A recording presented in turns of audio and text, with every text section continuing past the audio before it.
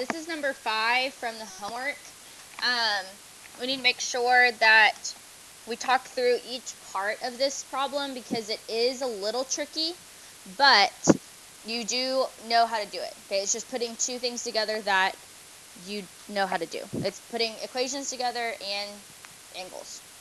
Okay, so what do I know about the interior of a triangle?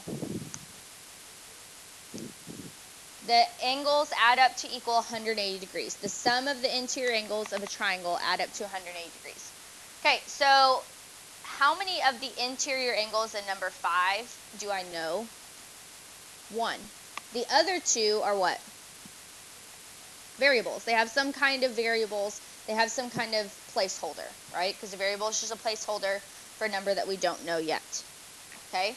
So what that tells me is if I know that all 3 of these angles add up to 180 degrees, then I can write an equation that will help me figure out what those missing angles are. Okay? So what I'm going to do is I'm going to take my 60 degrees, I'm going to add x, add 3x, and what is that all going to be equal to? 180. Because all 3 of these angles add up to equal 180 degrees. Oh, okay, Miss Blair. I totally get that now. Okay? Well, that's what we're going to solve for. We have to solve for x. We don't know what x is right now, but writing this equation is going to help us get there. Okay? So, solving this equation, what can I do first? I have options. I can add my x's. Yes. What else could I do?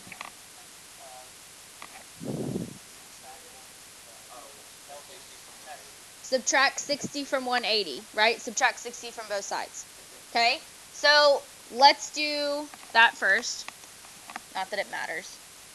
Okay, so I'm left with what? Thank you. X plus 3x equals 120 degrees. Okay? I guess I could write this over here. Oh well. Alright, so then if I combine my x's together, what does that give me? 4x. Okay, I'm going to write this over here. 4x equals 120 degrees. Okay? Now, how do I get x by itself? Divide by 4, because the 4 right here is doing what to the x? It's being multiplied, right? There's an imaginary multiplication sign right there. Because it's being smushed against it, it's being multiplied. Okay? So I divide by 4 on both sides. So x is equal to 30 what? Degrees. Alright, so notice underneath each of 4, 5, and 6, there's a set of 3 things. There's an x, and then there's 2 angles that I want you to solve for. So just because you've solved for x does not mean that you are finished. The problem is not finished. You have not solved for those other 2 angles. Okay? Does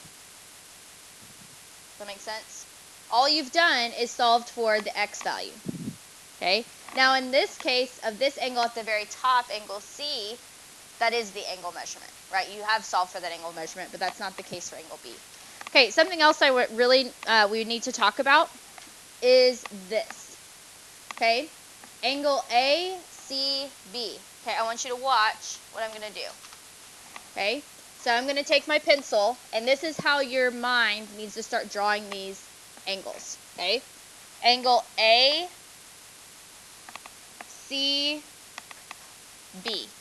So that means that angle ACB is that angle right there. Angle ACB. So it's really the angle that's in the middle. Okay? Does that make sense? This is what they're going to ask you on the ACT Aspire. They're not going to ask you for angle C. They're going to ask you for angle ACB or BCA or ABC or something like that. And they want you to be able to know that the middle angle, angle C, is what you're really looking for. Okay? So you start at A, go up to C, go down to B, and that creates your angle. There won't be 4. Good question. All right, so angle ACB is equal to the variable x. So what does that give us as an angle measurement? 30 degrees. Okay. Now, the next one says angle CBA. So I'm going to start where?